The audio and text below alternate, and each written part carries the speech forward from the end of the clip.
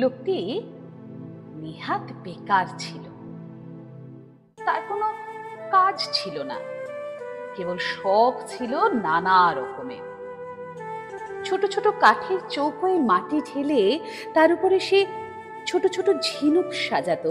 দূর থেকে দেখে মনে হতো যেন একটা এলোমেলো ছবি, তার মধ্যে পাখির ঝাঁক, কিংবা এবড়ো খেবড়ো মাঠ, সেখানে গরু চড়ছে, কিংবা উঁচু নিচু পাহাড়, তার গা দিয়ে ওটা বুঝি ঝর্ণা হবে, কিংবা পায়ে চলা পথ।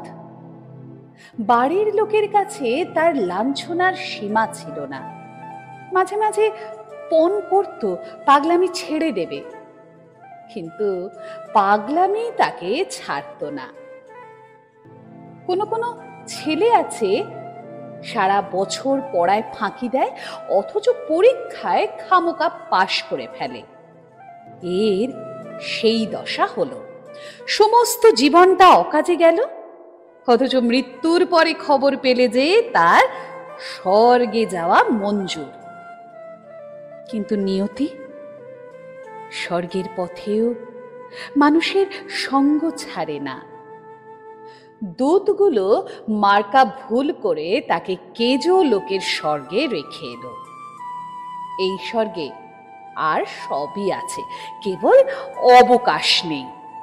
এখানে পুরুষরা বলছে, হাঁপ ছাড়বার সময় কোথা? মেয়েরা বলছে, চললুম ভাই, কাজ রয়েছে পড়ে। সবাই বলে সময়ের মূল্য আছে, কেউ বলে না সময় অমূল্য। আর তো পারা যায় না বলে সবাই আক্ষেপ করে আর ভারী খুশি হয়। খেটে খেটে হয়রান হলুম। এই নালিশটাই সেখানকার সঙ্গীত। এই বেচারা কোথাও ফাঁক পায় না, কোথাও খাপ খায় না। রাস্তায় অন্যমনস্ক হয়ে চলে, তাতে ব্যস্ত লোকের পথ আটক করে। চাদরটি পেতে যেখানেই আরাম করে বসতে চায়, শুনতে পায় সেখানেই ফসলের ক্ষেত বীজ পোঁতা হয়ে গেছে।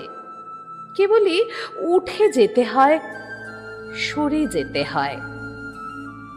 ভারী এক ব্যস্ত মেয়ে স্বর্গের উৎস থেকে রোজ জল নিতে আসে। পথের উপর দিয়ে সে চলে যায় যেন সেতারের দ্রুত তালের গতের মতো।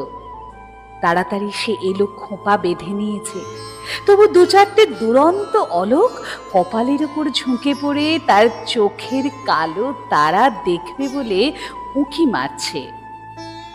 স্বর্গীয় বেকার মানুষটি এক পাশে দাঁড়িয়েছিল, চঞ্চল ঝর্ণার ধারে তমাল গাছটির মতো স্থির। জানলা থেকে ভিক্ষুককে দেখে রাজকন্যার যেমন দয়া হয়, একে দেখে মেয়েটির তেমনি দয়া হলো।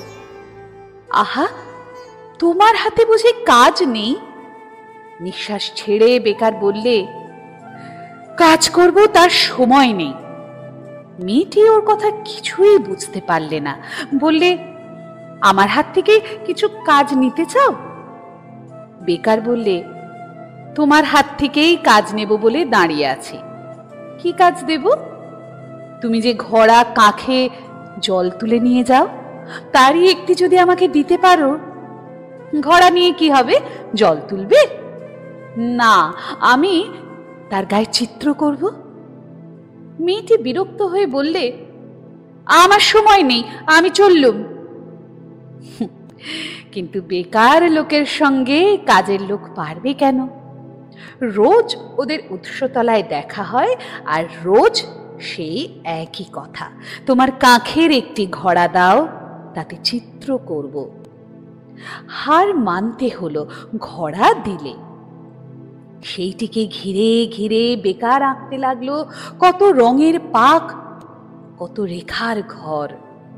আঁকা শেষ হলে মেয়েটি ঘড়া তুলে ধরে ঘুরিয়ে ঘুরিয়ে দেখলে, ভুরু বাঁকিয়ে জিজ্ঞাসা করলে, এর মানে? বেকার লোকটি বললে, এর কোনো মানে নেই। ঘড়া নিয়ে মেয়েটি বাড়ি গেল। সবার চোখের আড়ালে বসে সেটিকে সে নানা আলোতে নানা রকমে হেলিয়ে ঘুরিয়ে দেখলে। রাত্রি থেকে থেকে বিছানা ছেড়ে উঠে দীপ জেলে করে বসে সেই চিত্রটা দেখতে লাগলো। তার বয়সে এসে প্রথম এমন কিছু দেখছে যার কোনো মানে নেই। তারপর দিন যখন সে উৎসতলায় এলো, তখন তার দুটি পায়ের ব্যস্ততায় একটু যেন বাধা পড়েছে। পা দুটি যেন চলতে চলতে আনমনা হয়ে ভাবছে, যা ভাবছে তার কোনো মানে নেই। সেদিনও বেকার মানুষ এক পাশে দাঁড়িয়ে। মেয়েটি বলল, কি চাও? সে বললে, তোমার হাত থেকে আরো কাজ চাই। কি কাজ দেব? যদি রাজি হও, রঙিন সুতো বুনে বুনে তোমার বেনি বাঁধবার দড়ি তৈরি করে দেব। কি হবে? কিছুই হবে না। নানা রঙের নানা কাজ করা দড়ি তৈরি হলো। এখন থেকে আয়না হাতে নিয়ে বেনি বাঁধতে মেয়ের অনেক সময় লাগে। কাজ পড়ে থাকে, বেলা বয়ে যায়। এদিকে দেখতে দেখতে কেজো স্বর্গে কাজের মধ্যে বড় বড় ফাঁক পড়তে লাগলো। কান্নায় আর গানে সেই ফাঁক ভরে উঠল।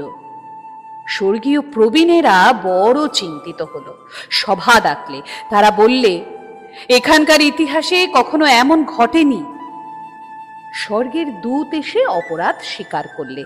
সে বললে, আমি ভুল লোককে ভুল স্বর্গে এনেছি। ভুল লোকটিকে সভায় আনা হলো। তার রঙিন পাগড়ি আর কোমরবন্ধের বাহার দেখেই সবাই বুঝলে বিষম ভুল হয়েছে। সভাপতি তাকে বললে, তোমাকে পৃথিবীতে ফিরে যেতে হবে। সে তার রঙের ঝুলি আর তুলি কোমরে বেঁধে হাঁপ ছেড়ে বললে, তবে চললুম। মেয়েটি এসে বললে, আমিও যাব। প্রবীণ সভাপতি কেমন অন্যমনস্ক হয়ে গেল।